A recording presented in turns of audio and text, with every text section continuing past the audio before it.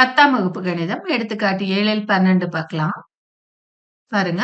ஒரு கோளம், உருளை மற்றும் கூம்பு ஆகியவற்றின் ஆரங்கள் சமம்.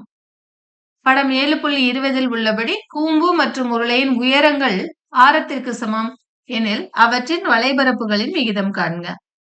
இந்த கணக்கு செய்யறதுக்கு நமக்கு கோளத்தின் வளைபரப்பு, உருளையின் வளைபரப்பு, கூம்பின் வளைபரப்பு இது மூணுக்கும் ஃபார்முலா தெரியணும்.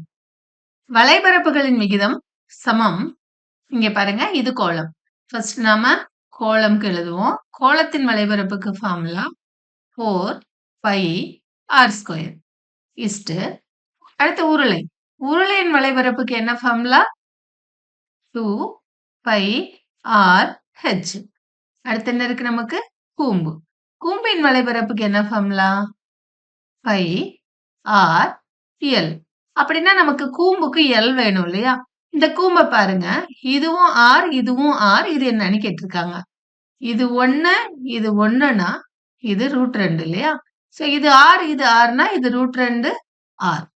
இப்ப நாம இது எல்லாத்துலயுமே பை இருக்கு. அது நம்ம அடிச்சுக்கலாம். அப்புறம் இங்க 4r² is to 2r into ஹெச்ங்கிறதும் R தான் இல்லையா? அங்க போட்டிருக்காங்க h = Rன்னு. அடுத்து பை அதை கேன்சல் பண்ணிட்டோம். R இன்டு Lங்கிறது என்னன்னா √2 இன்டு R இங்க இருக்கு. இப்ப பாருங்க, R² எல்லாத்துலயுமே இருக்கு. அதை கேன்சல் பண்ணிட்டோம்னா 4:2:√2ன்னு இருக்கும். 4 எப்படி எழுதிக்கலாம்னா 2 பெருக்கல் 2. அதையே 2 பெருக்கல் √2 பெருக்கல் √2ன்னு எழுதிக்கலாம். இந்த ரெண்டையும் √2 பெருக்கல் √2ன்னு எழுதிக்கலாம். இஸ்டு √2.